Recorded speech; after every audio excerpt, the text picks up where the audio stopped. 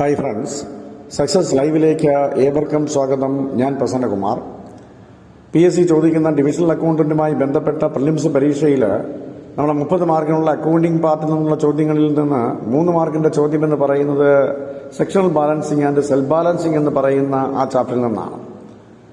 അതൊരു കുറച്ച് ചാപ്റ്ററാണ്, വളരെ ചെറിയൊരു ചാപ്റ്ററാണ്. അപ്പോൾ അതിൽ നിന്ന് നമുക്ക് ചില പോയിന്റ്സുകളൊന്ന് മനസ്സിലാക്കി കഴിഞ്ഞാൽ വളരെ വേഗം നമുക്ക് ആ 3 മാർക്ക് സെക്യൂർ ചെയ്യാൻ പറ്റുന്നതാണ്. അപ്പം എന്താണ് ഈ സെക്ഷണൽ ബാലൻസിംഗ് എന്ന് അറിയുന്നതിന് മുമ്പ് ലെഡ്ജറും അതിന്റെ ക്ലാസിഫിക്കേഷനെ കുറിച്ച് നമുക്ക് ഇതിനകത്ത് അറിയണം. A ledger is A collection of all the accounts debited or credited in the general journal and special journals. നമുക്കറിയാം, വർക്കിന്റെ എളുപ്പത്തിന് വേണ്ടി, ലേബറെ ലാഭപ്പെടുത്തുന്നതിന് വേണ്ടി ഒറിജിനൽ ജേണലിനെ ഡിവൈഡ് ചെയ്ത് പല പല ജേണലുകളാക്കി മാറ്റുന്നതിന് വിളിക്കുന്ന പേര് സബ്സിഡിയറി ജേണൽസ് എന്നാണ്. അതിനെ സ്പെഷ്യൽ ജേണൽസ് എന്നാണ് വിളിക്കുന്നത്. ഈ സ്പെഷ്യൽ ജേണൽസിന്റെ പ്രത്യേകത എന്താണെന്ന് ചോദിച്ചു കഴിഞ്ഞാൽ അതിനകത്തേക്ക് നമ്മൾ ട്രാൻസാക്ഷൻസ് റെക്കോർഡ് ചെയ്യുന്ന പ്രത്യേക ക്യാരക്ടറുകളിലാണ്. അപ്പോൾ അതിന്റെ ക്യാരക്ടർ നോക്കി റെക്കോർഡ് ചെയ്യുന്നതാണ് സ്പെഷ്യൽ ജേണൽസ് എന്ന് പറയുന്നത്. ഉദാഹരണത്തിന്, പർച്ചേസുമായി ബന്ധപ്പെട്ട കടത്തിന് സാധനങ്ങൾ വാങ്ങുന്നതെല്ലാം റെക്കോർഡ് ചെയ്യുന്നത് പർച്ചേസ് ഡേ ബുക്കിലാണ്. കടത്തിന് സാധനങ്ങൾ വിൽക്കുന്നതെല്ലാം സെയിൽസ് ഡേ ബുക്കിലാണ്. ക്യാഷുമായി ബന്ധപ്പെട്ടതെല്ലാം ക്യാഷ് ബുക്കിലാണ്. ബില്ലുമായി ബന്ധപ്പെട്ടതെല്ലാം ബിൽ റെസീവ്ഡ് ബുക്ക്. അങ്ങനെ നമ്മൾ ഓരോ ബുക്കും ഡീറ്റെയിൽഡ് ആയിട്ട് അവിടെ പഠിച്ചിട്ടുണ്ട്.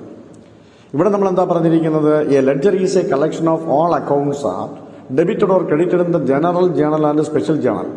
ലെഡ്ജർ എന്ന് പറയുന്ന ഒരു ഗ്രൂപ്പ് ഓഫ് അക്കൗണ്ട് ആണ്, കളക്ഷൻ ഓഫ് അക്കൗണ്ട് ആണ്. അത് ജനറൽ ലെഡ്ജറിലോ സ്പെഷ്യൽ ജേണലിലോ ഡെബിറ്റ് ചെയ്യോ ക്രെഡിറ്റ് ചെയ്യോ ചെയ്യുകയാണ് പതിവ്. ഇവിടെ ഒരു സ്മാൾ ബിസിനസ് ആണെന്നിരിക്കട്ടെ. In case of A small business, all the accounts can be accommodated in one ledger. ഒരു ചെറിയ ബിസിനസ് ഓർഗനൈസേഷൻ ആണെങ്കിൽ അവിടെ ഉള്ള എല്ലാ അക്കൗണ്ട്സുകളും നമുക്ക് ഒരു ലെഡ്ജറിലേക്ക് അറേഞ്ച് ചെയ്താൽ മതിയാവും. But in a big business where numerous transactions takes place ആണ്. ഒരു ബിസിനസ്സിൽ, ഒരു വലിയ ബിസിനസ്സാണ്, അവിടെ ഒരുപാട് ട്രാൻസാക്ഷൻസ് ഉണ്ടാകും. അങ്ങനെയാണെങ്കിൽ ഓരോ ദിവസവും ഒരുപാട് ബുക്ക് കീപ്പേഴ്സ് ഇരുന്നാണ് ആ വർക്കുകളെല്ലാം ചെയ്യുന്നതെന്നിരിക്കട്ടെ. അങ്ങനെയാണെങ്കിൽ നമുക്ക് ഈ ട്രാൻസാക്ഷൻസ് എല്ലാം തന്നെ ഒരു ബുക്കിൽ അക്കോമഡേറ്റ് ചെയ്യാൻ പറ്റത്തില്ല. അപ്പം നമ്മൾ പല ലെഡ്ജറുകൾ മെയിൻറ്റെയിൻ ചെയ്യേണ്ടി വരും. അങ്ങനെ പല ലെഡ്ജറുകൾ മെയിൻറ്റെയിൻ ചെയ്യേണ്ടി വരുന്നത് വലിയ ബിസിനസ് ഓർഗനൈസേഷനിലാണ്. ആ കേസുകളിൽ നമ്മൾ എന്താ ചെയ്യുന്ന, ledgers are subdivided into various categories. അപ്പോൾ അത് നമ്മൾ മനസ്സിലാക്കേണ്ടതാണ്. ഒരു സ്മാൾ ബിസിനസ്സിനാണെങ്കിൽ എല്ലാ ലെഡ്ജേഴ്സും അക്കോമഡേറ്റ് ചെയ്യാൻ നമുക്ക് ഒരു ലെഡ്ജർ മതിയാവും. പക്ഷെ ഒരു വലിയ ബിസിനസ് ഓർഗനൈസേഷൻ ആണെങ്കിൽ അവിടെ ന്യൂമറസ് ട്രാൻസാക്ഷൻസ് ഉണ്ട്. അപ്പോൾ ഒരുപാട് ബുക്ക് കീപ്പേഴ്സ് ഒരേ സമയം വരുന്ന ഈ ലെഡ്ജറുകളിലേക്കെല്ലാം ഈ ട്രാൻസാക്ഷൻസ് ട്രാൻസ്ഫർ ചെയ്യേണ്ടതുണ്ട്. എന്ന് പറഞ്ഞാൽ അവിടെ ഒരുപാട് സെവറൽ ലെഡ്ജേഴ്സ് മെയിൻറ്റെയിൻ ചെയ്യേണ്ട ആവശ്യകതയുണ്ട്. ആ കേസുകളിലാണ് നമ്മൾ എന്ത് ചെയ്യുന്നത്, ലെഡ്ജേഴ്സിനെ ഡിവൈഡ് ചെയ്ത് പല പല കാറ്റഗറി ആക്കുന്നത്. So in such a case the ledgers are subdivided into various categories. അവിടെ ഒരുപാട് കാറ്റഗറീസ് ആയിട്ട് നമ്മൾ അതിനെ ക്ലാസിഫൈ ചെയ്യണം. അങ്ങനെ സെൽഫ് ബാലൻസിംഗ് ആൻഡ് സെക്ഷണൽ ബാലൻസിംഗുമായി ബന്ധപ്പെട്ട് ലെഡ്ജേഴ്സിനെ നമ്മൾ ക്ലാസിഫൈ ചെയ്യുന്നത് വളരെ കുറച്ചാണ്, 3ആയിട്ടാണ് ക്ലാസിഫൈ ചെയ്യുന്നത്. അപ്പോൾ there are 3 classification under this case. അത് ഏതൊക്കെയെന്ന് ചോദിച്ചു കഴിഞ്ഞാൽ, ഒന്ന് പർച്ചേസ് ലെഡ്ജർ, മറ്റൊന്ന് സെയിൽസ് ലെഡ്ജർ, മറ്റൊന്ന് ജനറൽ ലെഡ്ജറാണ്. അങ്ങനെ 3 ലെഡ്ജറായിട്ടാണ് നമ്മൾ ക്ലാസിഫൈ ചെയ്യുന്നത്. അപ്പം ഞാൻ പറഞ്ഞു, ലെഡ്ജർ എന്ന് പറയുന്നത് കളക്ഷൻ ഓഫ് അക്കൗണ്ട്സ് ആണ്. അത് ജനറൽ ജേണലിലോ അല്ലെങ്കിൽ സ്പെഷ്യൽ ജേണലിലോ നമ്മൾ റെക്കോർഡ് ചെയ്യുന്ന, ഡെബിറ്റ് ചെയ്യുന്ന അല്ലെങ്കിൽ ക്രെഡിറ്റ് ചെയ്യുന്നതാണ് കേസ്. പക്ഷെ ചെറിയ ബിസിനസ് ഓർഗനൈസേഷൻ ആണെങ്കിൽ വളരെ കുറച്ച് ട്രാൻസാക്ഷൻ മാത്രമേ ഉള്ളൂ. അപ്പോൾ ഈ ട്രാൻസാക്ഷനിൽ നമുക്ക് അക്കോമഡേറ്റ് ചെയ്യാൻ ഒരു ലെഡ്ജർ അക്കൗണ്ട് മാത്രം മതിയായിരിക്കും. പക്ഷെ ഒരു വലിയ ബിസിനസ് ഓർഗനൈസേഷനിൽ ന്യൂമറസ് ട്രാൻസാക്ഷൻസ് ഉണ്ട്. അപ്പോൾ ഈ ട്രാൻസാക്ഷൻസ് എല്ലാം റെക്കോർഡ് ചെയ്യാൻ ഒരുപാട് ബുക്ക് കീപ്പേഴ്സ് ഒരേ സമയമാണ് ഇത് ചെയ്യുന്നത്. അപ്പോൾ അങ്ങനെ വരുമ്പോഴത്തേക്ക് സ്വാഭാവികമായും എന്ത് ചെയ്യും, ഇവിടെ പല ലെഡ്ജറുകൾ മെയിൻറ്റെയിൻ ചെയ്യേണ്ടി വരും. അങ്ങനെ സെൽഫ് ബാലൻസിംഗ് സിസ്റ്റത്തിൽ ഇവിടെ ലെഡ്ജേഴ്സിനെ നമ്മൾ 3ആയിട്ടാണ് ക്ലാസിഫൈ ചെയ്യുന്നതെന്ന് ഞാൻ പറഞ്ഞു. അത് ഏതൊക്കെയെന്ന് ചോദിച്ചപ്പം പറഞ്ഞു, പർച്ചേസ് ലെഡ്ജറുണ്ട്, സെയിൽസ് ലെഡ്ജറുണ്ട്, ജനറൽ ലെഡ്ജറുണ്ട്. അപ്പം എന്താണ് ഈ പർച്ചേസ് ലെഡ്ജർ എന്ന് പറയുന്നത്? പർച്ചേസ് ലെഡ്ജറിന്റെ മറ്റു പേരുകളാണ് ക്രെഡിറ്റേഴ്സ് ലെഡ്ജർ അല്ലെങ്കിൽ ബോട്ട് ലെഡ്ജർ എന്ന് പറയും. അപ്പോൾ പർച്ചേസ് ലെഡ്ജർ, ക്രെഡിറ്റേഴ്സ് ലെഡ്ജർ, അതല്ലെങ്കിൽ ബോട്ട് ലെഡ്ജർ എന്നാണ് അതിനെ വിളിക്കുന്നത്. എന്താ അതിന്റെ പ്രത്യേകത എന്ന് ചോദിച്ചു കഴിഞ്ഞാൽ, സാധനങ്ങൾ നമ്മൾ കടത്തിന് വാങ്ങുന്ന സമയത്ത് അത് റെക്കോർഡ് ചെയ്യുന്ന ബുക്കിനെ വിളിക്കുന്ന പേരാണ് പർച്ചേസ് ലെഡ്ജർ എന്ന് പറയുന്നത്. So this ledger contains the accounts of all the creditors in respect of goods purchased.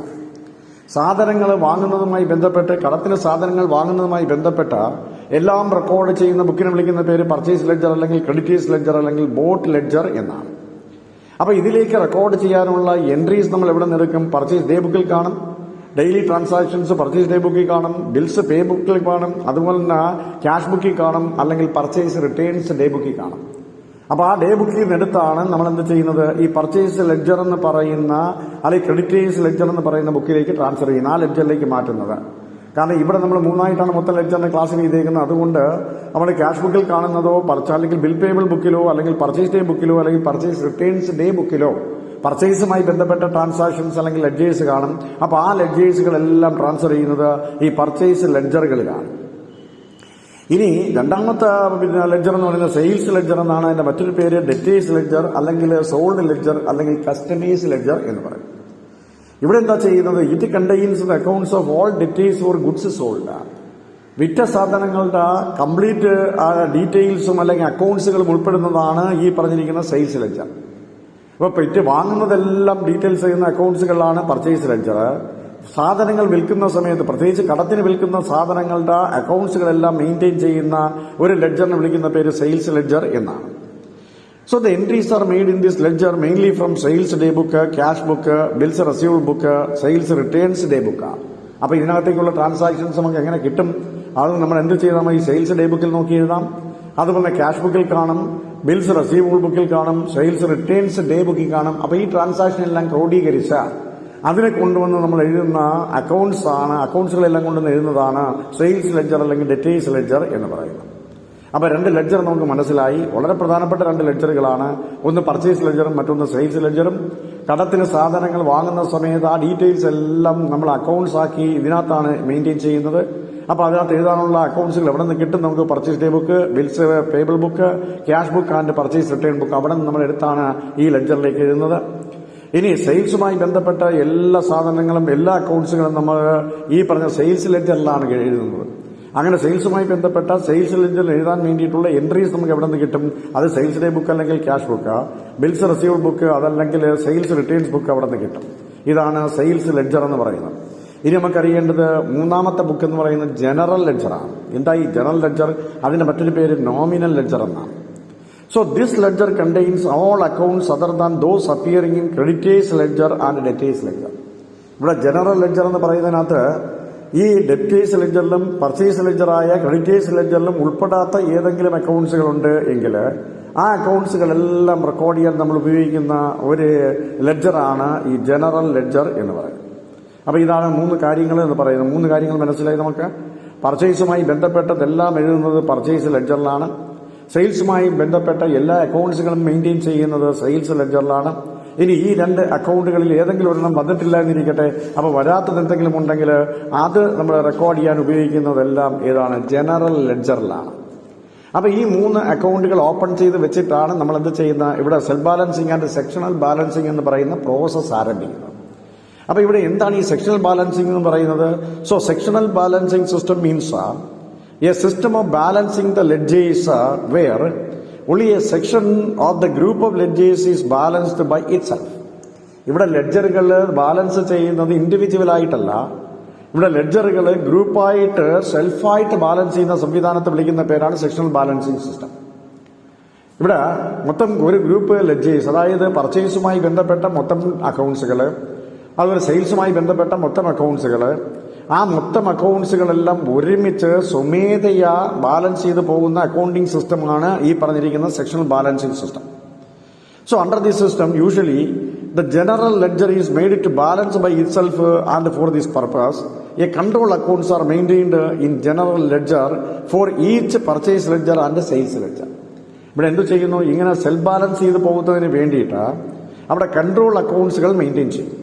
Control അക്കൗണ്ട്സുകൾ in general ledger for each personal account and sales ledger. അതെന്താ കൺട്രോൾ അക്കൗണ്ട്സ്? ഈ പറഞ്ഞിരിക്കുന്ന purchase ലെഡ്ജറും അതുപോലെ തന്നെ debtors ലെഡ്ജറും ഈ രണ്ട് ലെഡ്ജറുകൾ സ്വമേധയാ ഗ്രൂപ്പായിട്ട് ബാലൻസ് ചെയ്യുന്നു. സ്വമേധയാ ബാലൻസ് ചെയ്യുന്നതിന് വേണ്ടി അതിന് കറസ്പോണ്ടിങ് ആയിട്ട് നമ്മൾ കൺട്രോൾഡ് അക്കൗണ്ടുകൾ ജനറൽ ലെഡ്ജറിലും പർച്ചേസ് ലെഡ്ജറിലും ഒക്കെ നമ്മൾ എന്ത് ചെയ്യും, മെയിൻറ്റെയിൻ ചെയ്യും.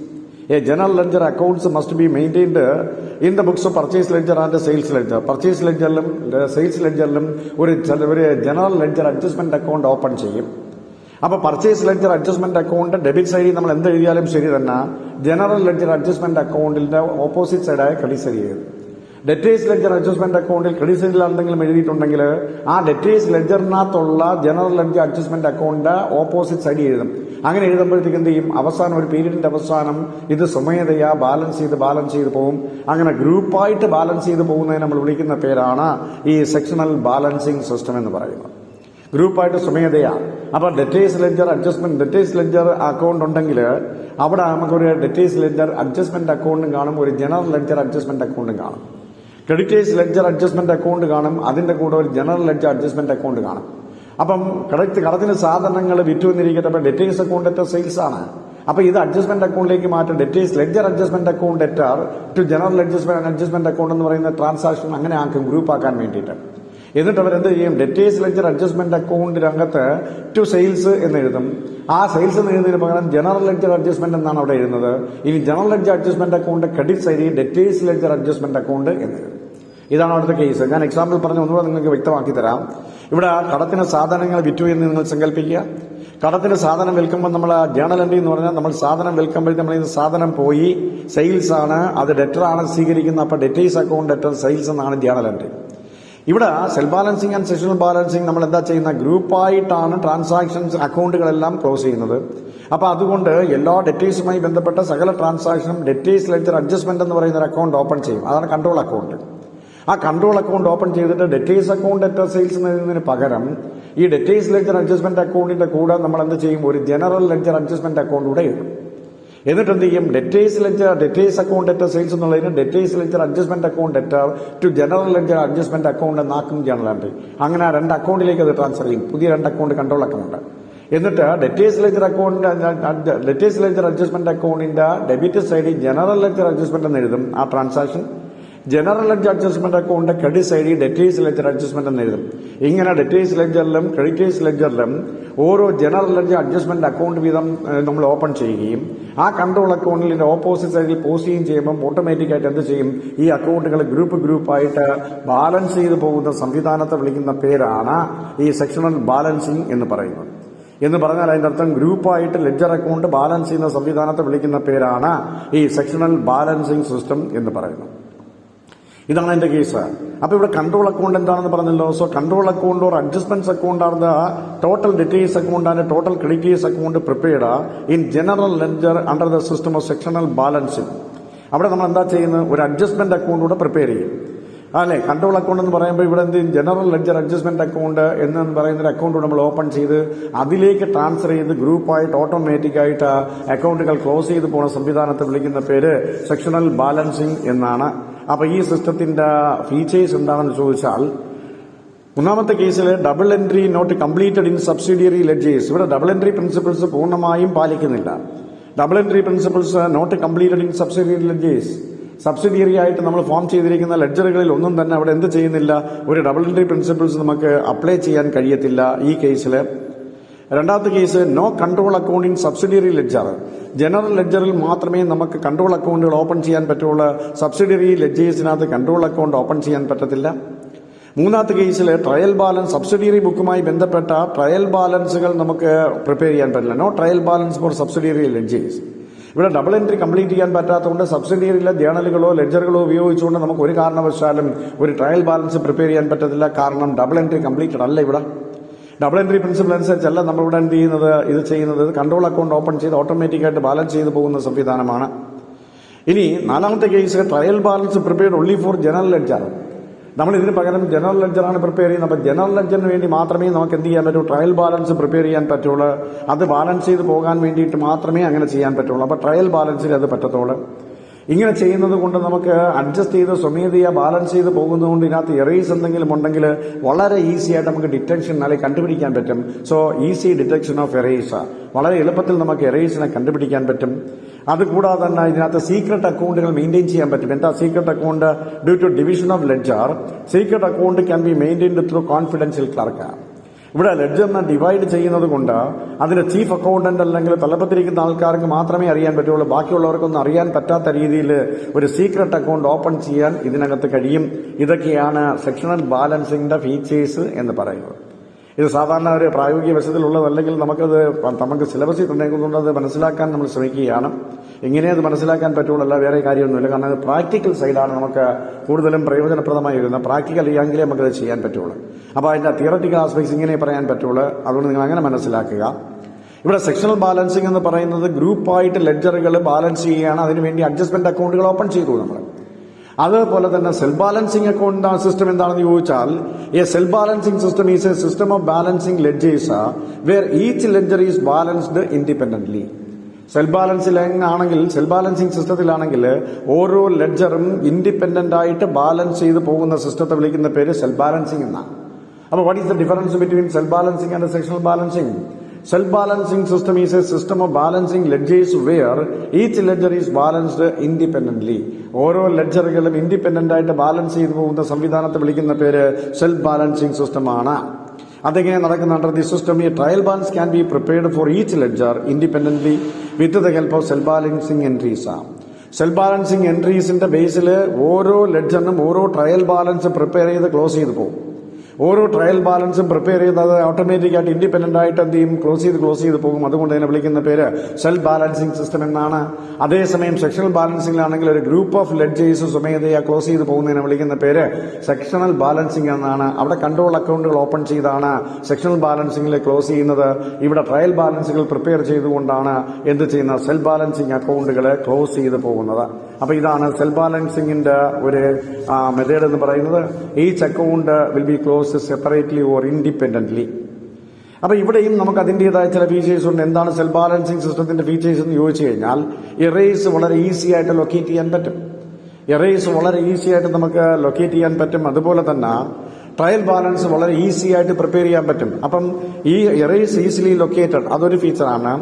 സെൽഫ് ബാലൻസിന്റെ മറ്റൊരു ഫീച്ചറാണ് easy preparation of trial balance. Trial balance വളരെ വേഗം നമുക്ക് പ്രിപ്പയർ ചെയ്യാൻ കഴിയും.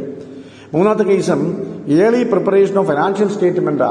ഇവിടെ ഓരോ ട്രയൽ ബാലൻസുകൾ ഓരോ ലെഡ്ജറിനും നമ്മൾ പ്രിപ്പയർ ചെയ്യുന്നതുകൊണ്ട് വളരെ വേഗം തന്നെ ഫിനാൻഷ്യൽ സ്റ്റേറ്റ്മെന്റ് പ്രിപ്പയർ ചെയ്യാൻ നമ്മളെ സഹായിക്കുന്നതാണ്. എന്നാല് ഇവിടെ sub division of work, transaction നമുക്ക് ഓരോരോ ഇൻഡിവിജ്വൽ ആയിട്ട് ചെയ്യുന്നത് കൊണ്ട് നമുക്ക് ഡിവൈഡ് ചെയ്യാം. എല്ലാ അക്കൗണ്ടുകളെയും ഡിവൈഡ് ചെയ്ത് സബ് ഡിവൈഡ് ചെയ്യാൻ എളുപ്പമാണ്. ഇതൊരു സെൽഫ് കണ്ടെയ്ൻഡ് അക്കൗണ്ടിംഗ് സിസ്റ്റമാണ്. അതിന്റെ ഒരു ഫീച്ചർ എന്ന് പറയുന്നത് ഒരു സെൽഫ് കണ്ടെയ്ൻഡ് അക്കൗണ്ടിംഗ് സിസ്റ്റമാണ്. ഇതിന് ഒരു ഒഫീഷ്യൽ കൺട്രോൾ നിർബന്ധമായും കിട്ടും. അതാണ് ഇതിന്റെ ഫീച്ചേഴ്സ് എന്ന് പറയുന്നത്. അങ്ങനെ എറേസ് നമുക്ക് ഈസി ആയിട്ട് ലൊക്കേറ്റ് ചെയ്യാൻ പറ്റും. ട്രയൽ ബാലൻസ് ഈസി ആയിട്ട് പ്രിപ്പയർ ചെയ്യാൻ പറ്റും. ഫൈനാൻഷ്യൽ സ്റ്റേറ്റ്മെന്റ് പ്രിപ്പറേഷൻ നേരത്തെ നടത്താൻ പറ്റും. വർക്ക് ഡിവൈഡ് ചെയ്യാൻ നമുക്ക് വളരെ എളുപ്പത്തിൽ നടക്കും. ഇതൊരു സെൽഫ് കണ്ടെയ്ൻഡ് സിസ്റ്റമാണ് നമ്മൾ പറഞ്ഞു. അതുപോലെ തന്നെ ഒഫീഷ്യൽ കൺട്രോൾ കൂടുതൽ ഉപയോഗിക്കാൻ പറ്റുന്ന ഒരു സിസ്റ്റമാണ് ഈ സെൽഫ് ബാലൻസിംഗ് സിസ്റ്റം എന്ന് നമ്മൾ പറഞ്ഞു. ഇതിന്റെ പ്രത്യേകത എന്ന് പറഞ്ഞാൽ നമുക്ക് സീക്രട്ട് അക്കൗണ്ടുകൾ മെയിൻറ്റെയിൻ ചെയ്യാം. ചീഫ് ക്ലർക്കിനോ ചീഫ് അക്കൗണ്ടന്റിനോ മാത്രം മനസ്സിലാക്കുന്ന രീതിയിൽ കോൺഫിഡൻഷ്യലായിട്ട് അക്കൗണ്ടുകൾ സൂക്ഷിക്കാൻ നമുക്ക് ഈ സെൽഫ് ബാലൻസിംഗ് സിസ്റ്റത്തിൽ കഴിയുമെന്നുള്ളതാണ് ഇതിന്റെ പ്രത്യേകത. അപ്പൊ ഇതാണ് self balancing and sectional balancing system എന്ന് നമ്മൾ പറയുന്നത്. അപ്പൊ ഇതിന്റെ നക്ഷലി നമ്മൾ പറഞ്ഞു കഴിഞ്ഞാൽ എന്താ സംഭവം എന്ന് പറയുന്ന, ഇവിടെ ലെഡ്ജേഴ്സിനെ ക്ലാസിഫൈ ചെയ്തു. Debtors ledger, creditors ledger and general ledger എന്ന് പറയുന്ന മൂന്ന് ലെഡ്ജറുകളായിട്ട് നമ്മൾ ഗ്രൂപ്പ് ചെയ്തു. എന്നിട്ട് എന്താ ചെയ്തത്, ഓരോ ഗ്രൂപ്പുകളാണ് സെൽഫായിട്ട് ബാലൻസ് ചെയ്ത് പോകുന്നതെങ്കിൽ അത് സെക്ഷണൽ ബാലൻസിങ്. ഒരു ഇൻഡിവിജ്വലായിട്ടാണ് ഓരോ ലെഡ്ജറുകളും ക്ലോസ് ചെയ്ത് പോകുന്നതെങ്കിൽ അത് സെൽഫ് ബാലൻസിംഗ് ആണ്. അപ്പൊ സെൽഫ് ബാലൻസിംഗ് ചെയ്യുന്നതിന് വേണ്ടി, ക്ലോസ് ചെയ്യുന്നതിന് വേണ്ടി ഓരോ ലെഡ്ജറിനും ഓരോ ട്രയൽ ബാലൻസ് പ്രിപ്പയർ ചെയ്ത് അതിലേക്ക് ട്രാൻസ്ഫർ ചെയ്താണ് സെൽഫ് ബാലൻസ് നടത്തുന്നത്. സെക്ഷണൽ ബാലൻസിംഗിലാണെങ്കിൽ അവിടെ എന്താ ചെയ്യുന്ന, ഗ്രൂപ്പായിട്ട് ക്ലോസ് ചെയ്ത് സെൽഫായിട്ട് പോകുന്നതിന് വേണ്ടി അവിടെ കൺട്രോൾ അക്കൗണ്ടുകളാണ് നമ്മൾ പ്രിപ്പയർ ചെയ്യുന്നത്. അങ്ങനെ കൺട്രോൾ അക്കൗണ്ട് പ്രിപ്പയർ ചെയ്ത് നമ്മൾ ഈ self balancing and sectional balancing entries maintain ചെയ്യും. ഇതാണ് നമ്മൾ പഠിക്കാനുള്ള self balancing and sectional balancing എന്ന് പറയുന്നത്. ഈ ഒരൊറ്റ ഭാഗത്തു നിന്നും നമുക്ക് ചോദ്യങ്ങൾ വരും, 3 ചോദ്യങ്ങളെ വരുള്ളൂ. അപ്പൊ അതിനു വേണ്ടിയിട്ട് ഇത്രയും മാത്രം നമ്മൾ അറിഞ്ഞാൽ മതി. ഇത് തന്നെയുള്ള അതിന്റെ തിയററ്റിക്കൽ ആസ്പെക്ട് എന്ന് പറയുന്നത്. ഇതാണ് അതിന്റെ മൊത്തം കണ്ടന്റ് എന്ന് പറയുന്നത്. പിന്നെ ഇതെങ്ങനെയാണ് നമ്മൾ ഈ അക്കൗണ്ടിലേക്ക് ഇത് കൊണ്ടുവരുന്നത് എന്നുള്ളതാണ് അതിന്റെ പ്രാക്ടിക്കൽ സൈഡ്. അപ്പൊ അത് നമുക്കിവിടെ വേണ്ടല്ലോ, നമുക്ക് മൾട്ടിപ്പിൾ ചോയ്സ് ക്വസ്റ്റ്യൻ മാത്രം മതി. അവിടെ നിങ്ങൾ ഇത് മനസ്സിലാക്കി വെക്കുക. ഇതിൽ നിന്ന് ക്വസ്റ്റ്യൻസ് വരികയാണെങ്കിൽ നിങ്ങൾക്ക് തീർച്ചയായിട്ടും എഴുതാൻ പറ്റും. അപ്പൊ